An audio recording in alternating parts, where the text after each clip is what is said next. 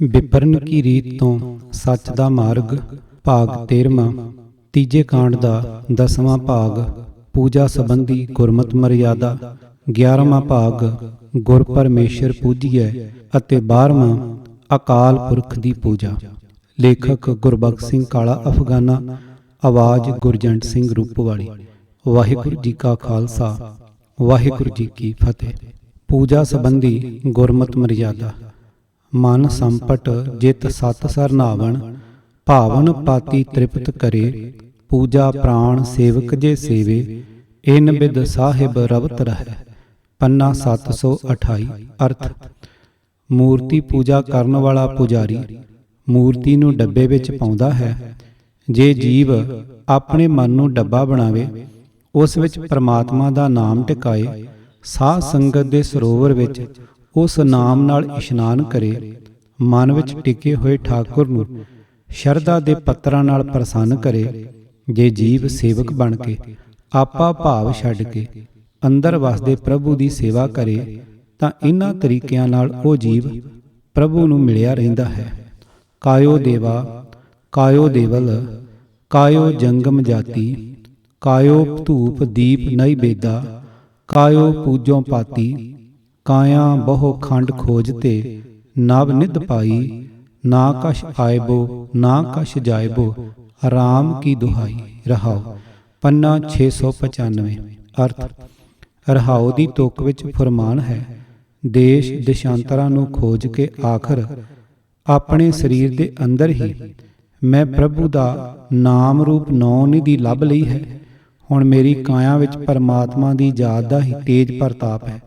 ਉਸ ਦੀ ਬਰਕਤ ਨਾਲ ਮੇਰੇ ਲਈ ਨਾ ਕੋਈ ਜੰਮਦਾ ਨਾ ਮਰਦਾ ਹੈ, ਭਾਵ ਮੇਰਾ ਜਨਮ ਮਰਨ ਮਿਟ ਗਿਆ ਹੈ। ਰਹਾਉ। ਸੋ ਕਾਇਆ ਦੀ ਖੋਜ ਹੀ ਮੇਰਾ ਦੇਵਤਾ ਹੈ, ਜਿਸ ਦੀ ਮੈਂ ਆਰਤੀ ਕਰਦਾ ਹਾਂ। ਸਰੀਰ ਦੀ ਖੋਜ ਹੀ ਮੇਰਾ ਮੰਦਰ ਹੈ, ਜਿੱਥੇ ਮੈਂ ਸਰੀਰ ਅੰਦਰ ਵਾਸਤੇ ਪ੍ਰਭੂ ਦੀ ਆਰਤੀ ਕਰਦਾ ਹਾਂ।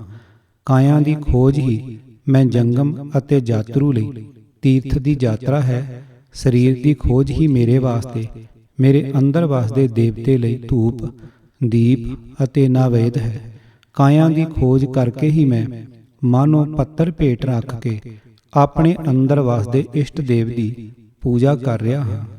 ਕਵਨ ਰੂਪ ਤੇਰਾ ਆਰਾਧੋਂ, ਕਵਨ ਜੋਗ ਕਾਇਆ ਲੈ ਸਾਧੋਂ, ਕਵਨ ਗੁਣ ਜੋ ਤੁਜ ਲੈ ਗਾਵੋਂ, ਕਵਨ ਬੋਲ ਪਾਰ ਬ੍ਰਹਮ ਰਿਝਾਵੋਂ। ਰਹਾਉ। ਕਵਨ ਸੋ ਪੂਜਾ ਤੇਰੀ ਕਰੋਂ, ਕਵਨ ਸੋ ਬਿਦ ਜਿਤ ਭਵ ਜਲ ਤਰੋਂ, ਕਵਨ ਤਪ ਜਿਤ ਤਪਿਆ ਹੋਏ, ਕਵਨ ਸੋ ਨਾਮ ਹਉਮੈ ਮਲ ਖੋਏ। ਗੁਣ ਪੂਜਾ ਗਿਆਨ ਧਿਆਨ ਨਾਨਕ ਸਗਲ ਘਾਲ, ਜਿਸ ਕਰ ਕਿਰਪਾ ਸਤਿਗੁਰ ਮਿਲੇ ਦਿਆਲ। ਤਿਸ ਹੀ ਗੁਣ ਤਿਨ ਹੀ ਪ੍ਰਭ ਜਾਤਾ, ਜਿਸ ਕੀ ਮਾਨ ਲੇ ਸੁਖ ਦਾਤਾ। ਰਹਾਉ ਦੂਜਾ। ਪੰਨਾ 186। ਅਰਥ: ਹੇ ਪਾਰ ਬ੍ਰਹਮ ਪ੍ਰਭੂ, ਤੇਰੇ ਬੇਅੰਤ ਗੁਣ ਹਨ।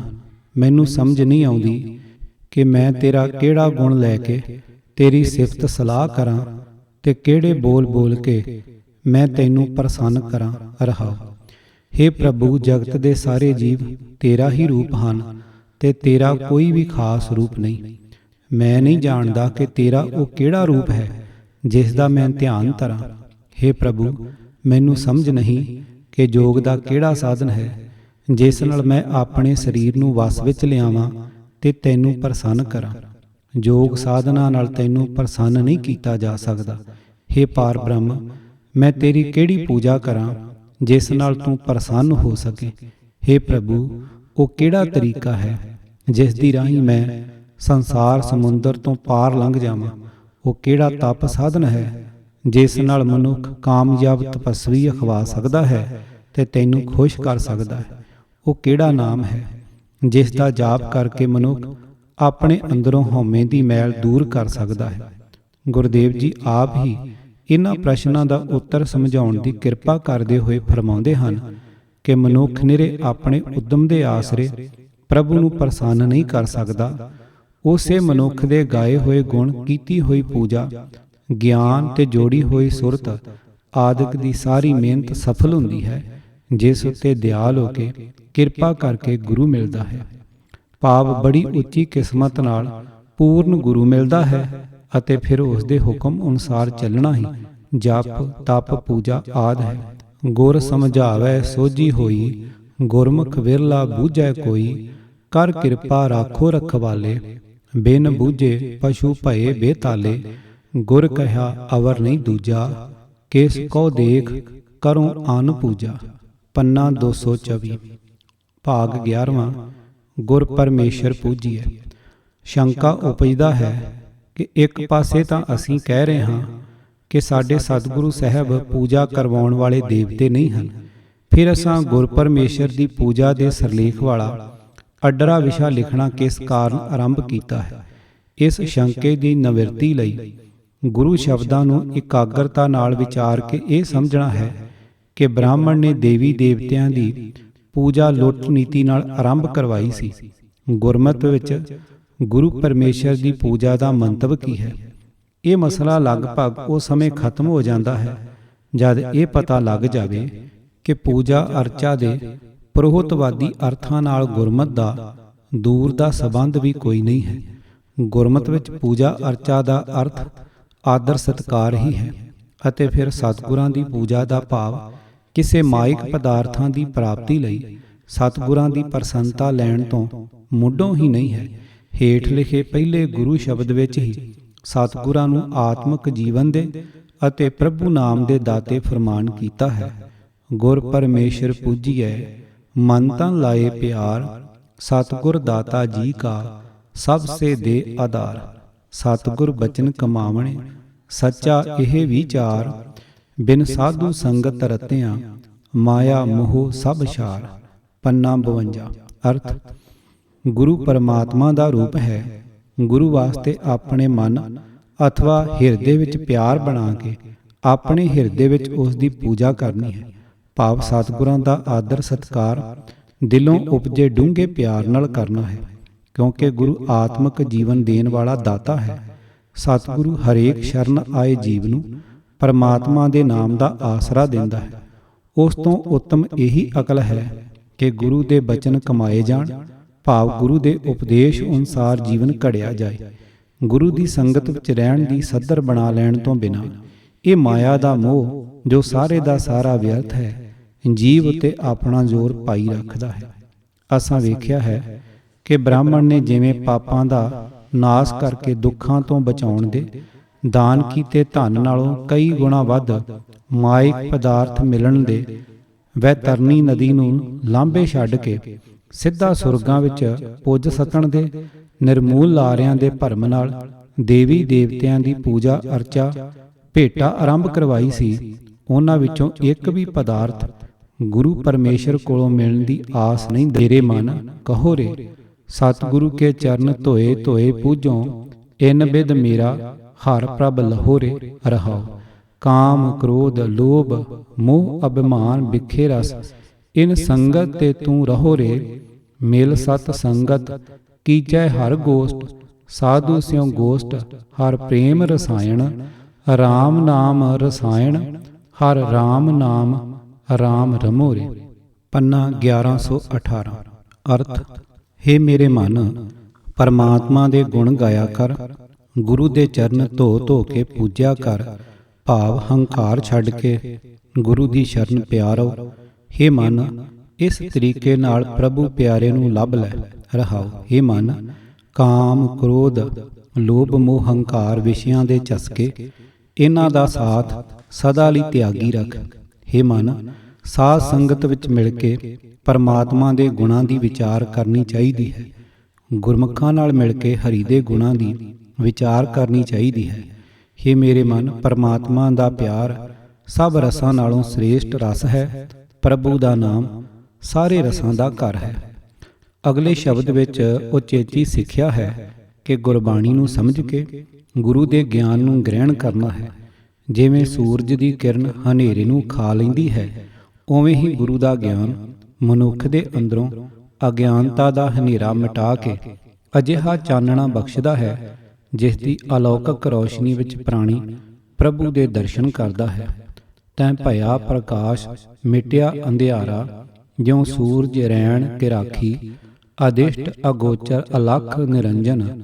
ਸੋ ਦੇਖਿਆ ਗੁਰਮੁਖ ਆਖੀ। ਪੰਨਾ 87। ਗੁਰੂ ਕਿਰਪਾ ਕਰਦਾ ਹੈ ਤਾਂ ਮਨੁੱਖ ਨੂੰ ਪ੍ਰਭੂ ਦੇ ਲੜ ਲਾ ਕੇ ਉਸ ਦਾ ਜੀਵਨ ਮਰਨ ਸੁਵਾਰ ਦਿੰਦਾ ਹੈ। ਗੁਰੂ ਦੇ ਹੁਕਮ ਵਿੱਚ ਰਹਿ ਕੇ ਉਸ ਦੀ ਪ੍ਰਸੰਨਤਾ ਲੈਣੀ ਹੈ। ਪਰਮਾਤਮਾ ਨਾਲ ਜੋੜ ਦੇਣ ਵਾਲਾ ਗੁਰੂ ਮਨੁੱਖ ਵਾਸਤੇ ਪਰਮਾਤਮਾ ਤੁਲ ਹੈ। ਗੁਰੂ ਦੀ ਸੇਵਾ ਭਗਤੀ ਤੋਂ ਮਿਲੇ ਗਿਆਨ ਨਾਲ ਮਨ ਦੇ ਵਿਕਾਰਾਂ ਤੋਂ ਮੁਕਤੀ ਪਾ ਕੇ ਪ੍ਰਭੂ ਦੀ ਹਜ਼ੂਰੀ ਵਿੱਚ ਬਿਰਾਜਣ ਜੋਗੇ ਹੋਣਾ ਹੈ। ਬਸ ਇਹੀ ਹੈ ਗੁਰੂ ਦੀ ਅਥਵਾ ਪਰਮਾਤਮਾ ਦੀ ਪੂਜਾ ਅਤੇ ਸੇਵਾ। ਸਤਿਗੁਰ ਦੇ ਹੁਕਮ ਵਿੱਚ ਚੱਲਣਾ ਮਨੁੱਖ ਨੂੰ ਪ੍ਰਭੂ ਦੀ ਪ੍ਰਸੰਨਤਾ ਦਾ ਪਾਤਰ ਬਣਾਉਂਦਾ ਹੈ। ਗੁਰਦੇਵ ਜੀ ਦਾ ਫਰਮਾਨ ਹੈ, ਜੋ ਗੁਰ ਕੋ ਜਨ ਪੂਜੇ ਸੇਵੇ, ਸੋ ਜਨ ਮੇਰੇ ਹਰਿ ਪ੍ਰਭ ਭਾਵੈ। ਹਰਿ ਕੀ ਸੇਵਾ ਸਤਿਗੁਰ ਪੂਜੋ, ਕਰ ਕਿਰਪਾ ਆਪ ਤਰਾਵੈ। ਪੰਨਾ 1264। ਪਾਰਸ ਇੱਕ ਅਜਿਹਾ ਕਲਪਿਤ ਪੱਥਰ ਹੈ ਜਿਸ ਬਾਰੇ ਇਹ ਯਕੀਨ ਬਣਿਆ ਹੋਇਆ ਹੈ ਕਿ ਜੇ ਉਹ ਲੋਹੇ ਨਾਲ ਛੋਹ ਜਾਵੇ ਤਾਂ ਲੋਹਾ ਸੋਨਾ ਬਣ ਜਾਂਦਾ ਹੈ।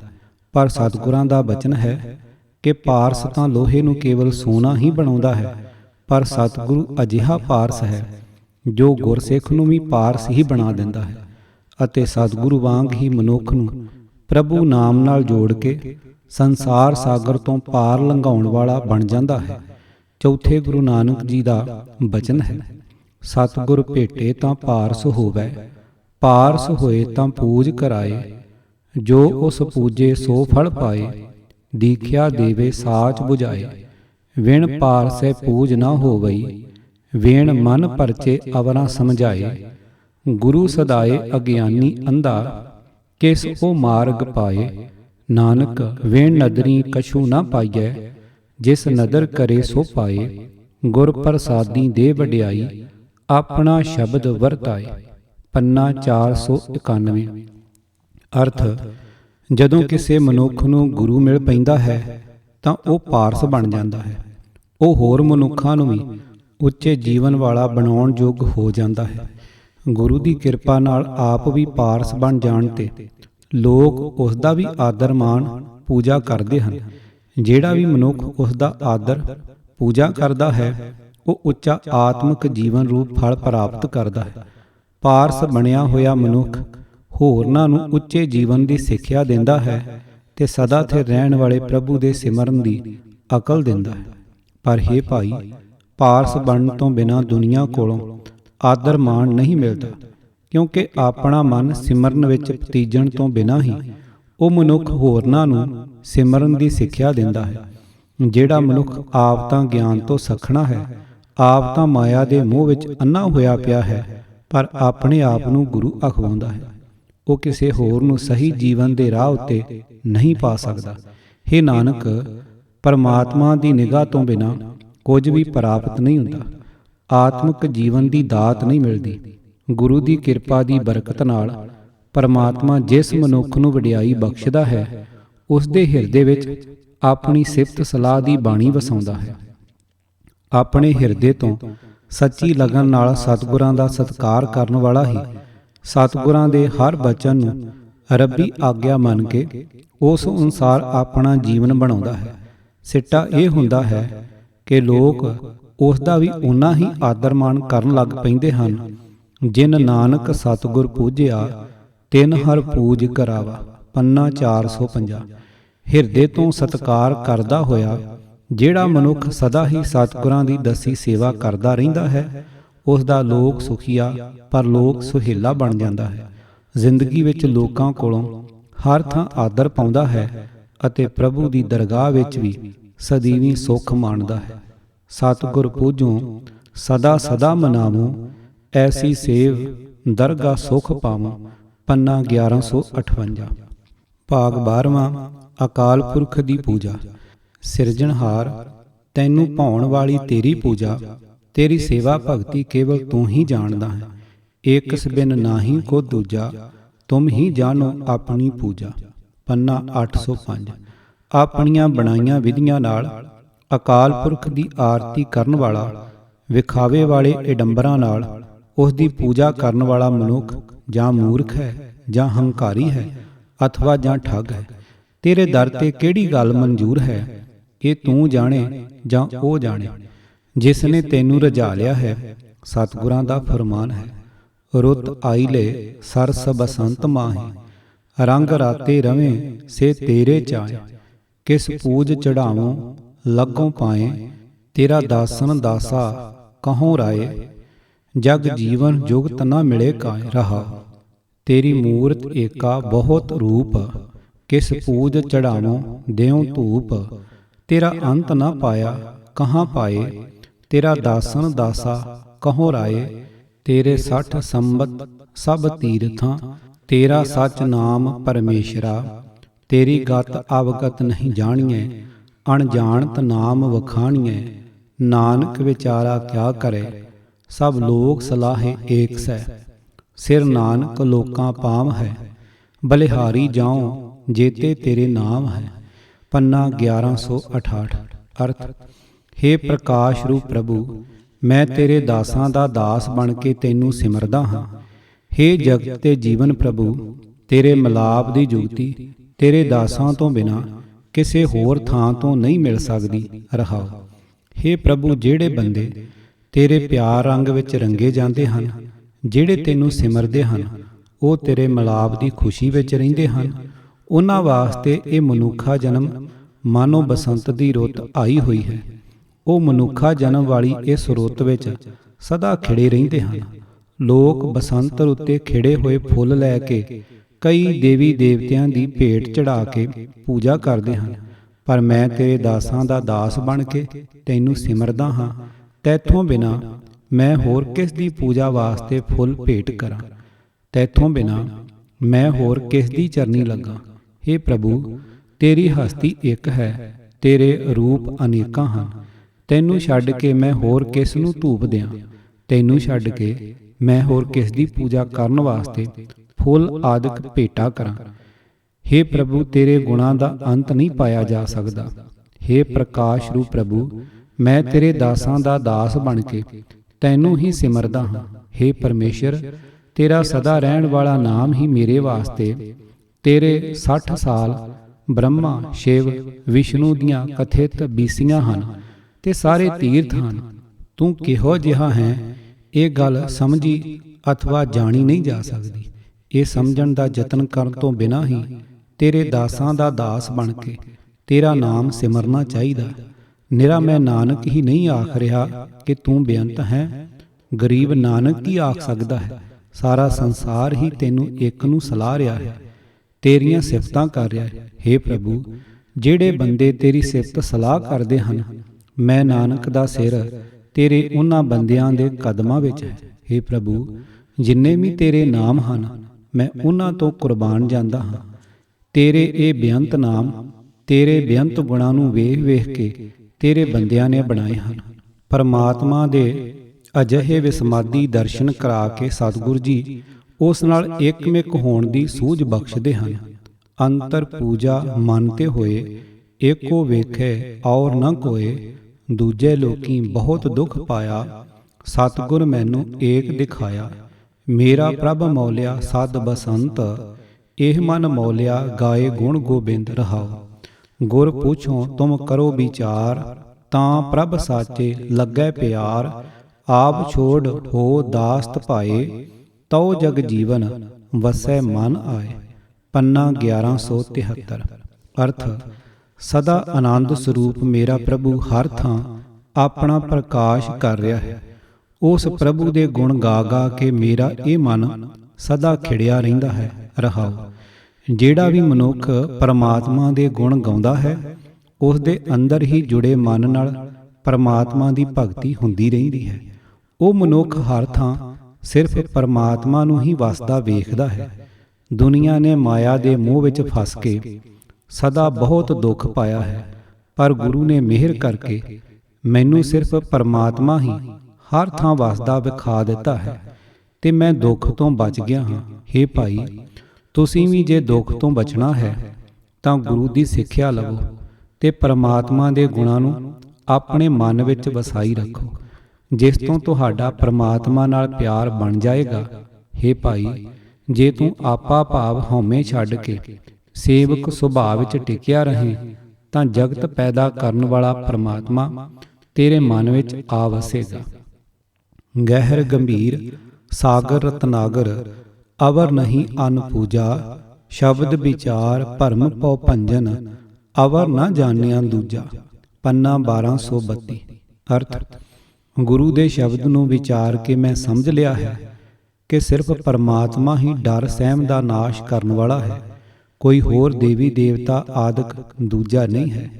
ਮੈਂ ਕਿਸੇ ਹੋਰ ਦੀ ਪੂਜਾ ਨਹੀਂ ਕਰਦਾ, ਸਿਰਫ ਉਸ ਨੂੰ ਪੂਜਦਾ ਹਾਂ ਜੋ ਬੜੇ ਡੂੰਘੇ ਤੇ ਵੱਡੇ ਜਿਗਰੇ ਵਾਲਾ ਹੈ, ਜੋ ਬੇਅੰਤ ਰਤਨਾਂ ਦੀ ਖਾਣ ਸਮੁੰਦਰ ਹੈ। ਅਸਲੀ ਪੂਜਾ ਦੀ ਸੋਝੀ ਕਰਾਉਣ ਲਈ ਵਿਸਥਾਰ ਨਾਲ ਸਮਝਾਉਂਦੇ ਹੋਏ ਸਤਿਗੁਰੂ ਜੀ ਫਰਮਾਨ ਕਰਦੇ ਹਨ, ਹਰ ਕੀ ਪੂਜਾ ਦੁਲੰਭ ਹੈ ਸੰਤੋ, ਕਹਿਣਾ ਕਛੂ ਨਾ ਜਾਈ, ਸੰਤੋ ਗੁਰਮੁਖ ਪੂਰਾ ਪਾਈ, ਨਾਮੋ ਪੂਜ ਕਰਾਈ ਰਹਾ। ਹਰ ਬਿਨ ਸਭ ਕਿਛ ਮੈਲਾ ਸੰਤੋ, ਕਿਆ ਹੂੰ ਪੂਜ ਚੜਾਈ, ਹਰ ਸਾਚੇ ਭਾਵੈ ਸਭ ਪੂਜਾ ਹੋਵੇ, ਭਾਣਾ ਮਨ ਵਸਾਈ। ਪੂਜਾ ਕਰੇ ਸਭ ਲੋਕ ਸੰਤੋ, ਮਨਮੁਖ ਥਾਏ ਨਾ ਪਾਈ, ਸ਼ਬਦ ਮਰੇ ਮਨ ਨਿਰਮਲ ਸੰਤੋ, ਇਹ ਪੂਜਾ ਥਾਏ ਪਾਈ। ਪਤਤ ਪਾਵਨ ਸੇ ਜਨ ਸਾਚੇ, ਏਕ ਸ਼ਬਦ ਲਿਵ ਲਾਈ, ਬਿਨ ਨਾਵੇਂ ਹੋਰ ਪੂਜ ਨਾ ਹੋਵੀ, ਭਰਮ ਭੁੱਲੀ ਲੋਕਾਈ। ਗੁਰਮੁਖ ਆਪ ਪਛਾਣੇ ਸੰਤੋ, ਆਰਾਮ ਨਾਮ ਲਿਵ ਲਾਈ, ਆਪੇ ਨਿਰਮਲ ਪੂਜ ਕਰਾਏ, ਗੁਰ ਸ਼ਬਦੀ ਥਾਏ ਪਾਈ। ਪੂਜਾ ਕਰੇ ਪਰ ਬਿਦ ਨਹੀਂ ਜਾਣੈ, ਦੂਜੇ ਭਾਏ ਮਲ ਲਾਈ, ਗੁਰਮੁਖ ਹੋਵੇ ਸੋ ਪੂਜਾ ਜਾਣੈ, ਭਾਣਾ ਮਨ ਵਸਾਈ। ਭਾਣੇ ਤੇ ਸਭ ਸੁਖ ਪਾਵੈ, ਸੰਤੋ ਅੰਤੇ ਨਾਮ ਸਖਾਈ। ਪੰਨਾ 910। ਸ਼ਬਦ ਦਾ ਭਾਵ, ਪ੍ਰਭੂ ਦੀ ਯਾਦ ਨੂੰ ਸਦਾ ਹਿਰਦੇ ਵਿੱਚ ਵਸਾਈ ਰੱਖਣਾ ਹੀ ਅਸਲ ਪੂਜਾ ਹੈ। ਗੁਰਬਾਣੀ ਵਿੱਚ ਇਸੇ ਸਿਧਾਂਤ ਨੂੰ ਬਾਰ-ਬਾਰ ਸਮਝਾਇਆ ਗਿਆ ਹੈ। ਜਾਪ ਤਾਪ ਕੋਟ ਲੱਖ ਪੂਜਾ, ਹਰ ਸਿਮਰਨ ਤੁਲ ਨਾ ਲਾਇਣ, ਦੋਏ ਕਰ ਜੋੜ ਨਾਨਕ ਦਾਨ ਮੰਗੈ, ਤੇਰੇ ਦਾਸਨ ਦਾਸ ਦਸਾਇਣ। ਪੰਨਾ 979। ਹਜ ਕਾਬੇ ਜਾਉ ਨਾ ਤੀਰਥ ਪੂਜਾ, ਏਕੋ ਸੇਵੀ ਅਵਰ ਨਾ ਦੂਜਾ, ਪੂਜਾ ਕਰੋ ਨਾ ਨਿਵਾਜ ਗੁਜ਼ਾਰੋ, ਏਕ ਨਿਰੰਕਾਰ ਲੈ ਹਿਰਦੇ ਨਮਸਕਾਰੋ। ਪੰਨਾ 1136। ਅਰਥ, ਹੇ ਭਾਈ, ਮੁਸਲਮਾਨਾਂ ਵਾਂਗ ਮੈਂ ਕਾਬੇ ਦਾ ਹਜ ਕਰਨ ਨਹੀਂ ਜਾਂਦਾ ਅਤੇ ਨਾ ਹੀ ਮੈਂ ਹਿੰਦੂਆਂ ਵਾਂਗ ਤੀਰਥਾਂ ਤੇ ਪੂਜਾ ਕਰਨ ਜਾਂਦਾ ਹਾਂ। ਮੈਂ ਤਾਂ ਸਿਰਫ ਇੱਕ ਪਰਮਾਤਮਾ ਨੂੰ ਸਿਮਰਦਾ ਹਾਂ, ਕਿਸੇ ਹੋਰ ਦੂਜੇ ਨੂੰ ਨਹੀਂ ਸਿਮਰਦਾ। ਮੈਂ ਨਾ ਹਿੰਦੂਆਂ ਵਾਂਗ ਦੇਵ ਪੂਜਾ ਕਰਦਾ ਹਾਂ, ਨਾ ਮੁਸਲਮਾਨਾਂ ਵਾਂਗ ਨਮਾਜ਼ ਪੜ੍ਹਦਾ ਹਾਂ। ਮੈਂ ਤਾਂ ਕੇਵਲ ਨਿਰੰਕਾਰ ਨੂੰ ਹਿਰਦੇ ਵਿੱਚ ਵਸਾ ਕੇ ਉਸ ਅੱਗੇ ਸਿਰ ਨਵਾਉਂਦਾ ਹਾਂ। ਹਰ ਨਾਮ ਚੇਤਾ ਅਵਰ ਨਾ ਪੂਜਾ, ਏਕੋ ਸੇਵੀ ਅਵਰ ਨਾ ਦੂਜਾ, ਪੂਰੇ ਗੁਰ ਸਭ ਸੱਚ ਦਿਖਾਇਆ, ਸੱਚੇ ਨਾਮ ਨਿਵਾਸੀ ਹੈ। ਪੰਨਾ 1048। ਅਗਲੇ ਸ਼ਬਦ ਵਿੱਚ ਮੰਦਰਾਂ ਮਸੀਤਾਂ ਆਦਿ ਧਰਮ ਅਸਥਾਨਾਂ ਵਿੱਚ ਪਰਮਾਤਮਾ ਨੂੰ ਬੈਠਾ ਸਮਝ ਕੇ ਪੂਜਣ ਵਾਲਿਆਂ ਨੂੰ ਸਮਝਾਇਆ ਹੈ ਕਿ ਪਰਮਾਤਮਾ ਸਰਬ ਵਿਆਪੀ ਹੈ। ਉਸ ਨੂੰ ਕਿਸੇ ਕੋਠੇ ਵਿੱਚ ਅਥਵਾ ਮਨੁੱਖ ਦੇ ਬਣਾਏ ਕਿਸੇ ਧਰਮ ਅਸਥਾਨ ਵਿੱਚ ਪਰਮਾਤਮਾ ਵਸਦਾ ਸਮਝ ਕੇ ਉਸ ਨੂੰ ਰੱਬ ਦਾ ਘਰ ਥਾਪ ਬਹਿਣਾ ਭੁੱਲ ਹੈ, ਮਨਮਤ ਹੈ। ਪੁਰੋਹਿਤ ਦਾ ਚੇਲਾ ਬਣ ਕੇ ਸਤਿਗੁਰਾਂ ਨੂੰ ਪਿੱਠ ਦੇ ਖਲੋਣਾ ਦੁਸ਼ਕਰਮ ਹੈ। ਹਿੰਦੂ ਅੰਨਾ ਤੁਰਕੂ ਕਾਣਾ, ਦੋਹਾਂ ਤੇ ਗਿਆਨੀ ਸਿਆਣਾ, ਹਿੰਦੂ ਪੂਜੇ ਦੇਹੁਰਾ, ਮੁਸਲਮਾਨ ਮਸੀਤ, ਨਾਮੇ ਸੋਈ ਸੇਵਿਆ, ਜਹ ਦੇਹੁਰਾ ਨਾਮ ਮਸੀਤ। ਪੰਨਾ 875। ਉਪਰੋਕਤ ਗੁਰਬਾਣੀ ਸ਼ਬਦਾਂ ਦੀ ਵਿਚਾਰ ਤੋਂ ਸਪਸ਼ਟ ਹੋਇਆ ਹੈ। ਨੰਬਰ 1, ਜਿਸ ਵਿਧੀ ਵਿਧਾਨ ਵਾਲੀ ਅਤੇ ਜਿਸ ਆਸ਼ੇ ਨਾਲ ਬ੍ਰਾਹਮਣ ਨੇ ਦੇਵੀ ਦੇਵਤਿਆਂ ਦੀ ਪੂਜਾ ਆਰੰਭ ਕਰਵਾਈ ਹੋਈ ਹੈ, ਉਸ ਪੂਜਾ ਦਾ ਗੁਰਮਤਿ ਵਿੱਚ ਕੋਈ ਥਾਂ ਨਹੀਂ ਹੈ। ਨੰਬਰ 2, ਸਤਿਗੁਰਾਂ ਦੀ ਪੂਜਾ ਦਾ ਅਰਥ ਹੈ ਗੁਰੂ ਸ਼ਬਦ ਦੀ ਵਿਚਾਰ ਨਾਲ ਜੁੜ ਕੇ ਗੁਰੂ ਗਿਆਨ ਨੂੰ ਸਮਝਣਾ ਅਤੇ ਉਸ ਅਨੁਸਾਰ ਆਪਣੀ ਜੀਵਨ ਜੁਗਤ ਦੀ ਘਾਟ ਕੱਢਣੀ। ਨੰਬਰ 3, ਡੂੰਘੀ ਸ਼ਰਧਾ ਅਤੇ ਸਤਿਕਾਰ ਨਾਲ ਪਰਮਾਤਮਾ ਦੇ ਗੁਣਾਂ ਦੀ ਵਿਚਾਰ ਕਰਨੀ, ਪ੍ਰਭੂ ਦਾ ਪਿਆਰ ਹਿਰਦੇ ਵਿੱਚ ਵਸਾ ਕੇ ਉਸ ਦੀ ਸਦੀਵੀ ਯਾਦ ਵਿੱਚ ਮਨ ਲਾਉਣਾ, ਸਾਰੇ ਜੀਵਾਂ ਵਿੱਚ ਉਸ ਪ੍ਰਭੂ ਦੇ ਦਰਸ਼ਨ ਕਰਨ ਵਾਲੀ ਸੋਝੀ ਪ੍ਰਾਪਤ ਕਰਨੀ। ਹਿਰਦੇ ਤੋਂ ਪ੍ਰਭੂ ਦਾ ਸਿਮਰਨ ਪ੍ਰਭੂ ਦੀ ਸੱਚੀ ਪੂਜਾ ਹੈ। ਆਪਣੇ ਸਤਿਗੁਰ ਜੀ ਦੀ ਸਿੱਖਿਆ ਨੂੰ ਭੁੱਲ ਭੁਲਾ ਕੇ ਅਸੀਂ ਨਰਜਿੰਦ ਦੇਵੀ ਦੇਵਤਿਆਂ, ਕਬਰਾਂ ਮੜੀਆਂ ਮਸਾਣਾ, ਸ਼ਹੀਦਾਂ ਦੀ ਜਗ੍ਹਾ, ਬੇਰੀਆਂ, ਗੁੱਗੇ ਦੀ ਦਰਗਾਹ ਆਦਿ ਨੂੰ ਪੂਜਦੇ ਹਨ। ਸਿੱਖਾਂ ਦੇ ਕਈ ਪਰਿਵਾਰ ਵੈਸ਼ਨੋ ਦੇਵੀ ਜਾਂਦੇ ਦੇਖੇ ਜਾ ਸਕਦੇ ਹਨ ਅਤੇ ਪਿੰਡ ਛਪਾਰ, ਜ਼ਿਲ੍ਹਾ ਲੁਧਿਆਣਾ ਵਿਖੇ ਗੁੱਗੇ ਪੀਰ ਦੀ ਕਬਰ ਤੇ ਮੇਲੇ ਦੀ ਸ਼ਕਲ ਵਿੱਚ ਤਾਂ ਹਜ਼ਾਰਾਂ ਦੀ ਗਿਣਤੀ ਵਿੱਚ ਗੁਰੂ ਦੇ ਸਿੱਖ ਜਾ ਕੇ ਸੁਖਣਾ ਲਾਉਂਦੇ ਹਨ। ਪੁਸਤਕ ਦੇ ਦੂਜੇ ਭਾਗ ਵਿਚਲੇ ਸੁਖਣਾ ਲੇਖ ਵਿੱਚ ਇਸ ਬਾਰੇ ਹੋਰ ਵੀ ਬੜਾ ਵਿਸਥਾਰ ਨਾਲ ਚਾਨਣਾ ਪਾਇਆ ਹੋਇਆ ਹੈ। ਇੱਕ ਇੱਕ ਸਿਧਾਂਤ ਨੂੰ ਸਮਝਾਉਣ ਲਈ ਕਈ ਗੁਰੂ ਸ਼ਬਦ ਲਿਖਣ ਦੀ ਸਤਿਗੁਰਾਂ ਦੀ ਮਿਹਰ ਨੂੰ ਵਿਅਰਥ ਮੰਨ ਕੇ ਵਿਪਰ ਰੀਤੀ ਦੇ ਧਾਰਨੀ ਬਣ ਜਾਣਾ ਸਤਿਗੁਰਾਂ ਦੀਆਂ ਨਜ਼ਰਾਂ ਵਿੱਚ ਬੇਪਰਤੀਤੇ ਬਣਨਾ ਹੈ। ਸਤਿਗੁਰਾਂ ਦੀ ਮਿਹਰ ਅਤੇ ਪਿਆਰ ਵਾਲੀ ਨਿਗਾਹ ਨੂੰ ਸਦਾ ਲਈ ਗਵਾ ਲੈਣਾ ਹੈ। ਆਪਣੀ ਪ੍ਰਤੀਤ ਆਪ ਹੀ ਖੋਵੈ, ਬਹੁਰ ਉਸ ਕਾ ਵਿਸ਼ਵਾਸ ਨਾ ਹੋਵੈ। ਪੰਨਾ 268। ਜੇ ਗੁਰੂ ਰੁੱਸ ਗਿਆ ਤਾਂ ਫਿਰ ਮਾਣ ਸਤਿਕਾਰ ਵਾਲਾ ਕੋਈ ਮਾਮੂਲੀ ਟਿਕਾਣਾ ਲੱਭਣਾ ਵੀ ਔਖਾ ਹੈ। ਤੇਜ ਪ੍ਰਤਾਪ ਦੀ ਗੱਲ ਹੀ ਦੂਰ ਹੈ। ਭੀਖਾ ਨਾਮੀ ਕਵੀ ਦਾ ਕਥਨ ਹੈ, ਭੀਖਾ ਵੋ ਨਰ ਕੌਣ ਹੈ ਜੋ ਗੁਰ ਕੋ ਕੀਤੇ ਔਰ, ਰੱਬ ਰੂਠੇ ਗੁਰ ਮੇਲਤਾ, ਗੁਰ ਰੂਠੇ ਨਹੀਂ ਠੌਰ। ਕਿਤਾਬ ਵਿਪਰਨ ਕੀ ਰੀਤ ਤੋਂ ਸੱਚ ਦਾ ਮਾਰਗ, ਭਾਗ 13ਵਾਂ, ਤੀਜੇ ਕਾਂਡ ਦਾ 10ਵਾਂ, 11ਵਾਂ ਅਤੇ 12ਵਾਂ ਭਾਗ। ਲੇਖਕ ਗੁਰਬਖਸ਼ ਸਿੰਘ ਕਾਲਾ ਅਫਗਾਨਾ, ਆਵਾਜ਼ ਗੁਰਜੰਟ ਸਿੰਘ ਰੂਪੋਵਾਲੀ। ਪੂਰੀ ਕਿਤਾਬ ਸੁਣਨ ਲਈ YouTube channel Gurjant Singh Rupowali subscribe ਕਰੋ। ਵਾਹਿਗੁਰੂ ਜੀ ਕਾ ਖਾਲਸਾ, ਵਾਹਿਗੁਰੂ ਜੀ ਕੀ ਫਤਿਹ।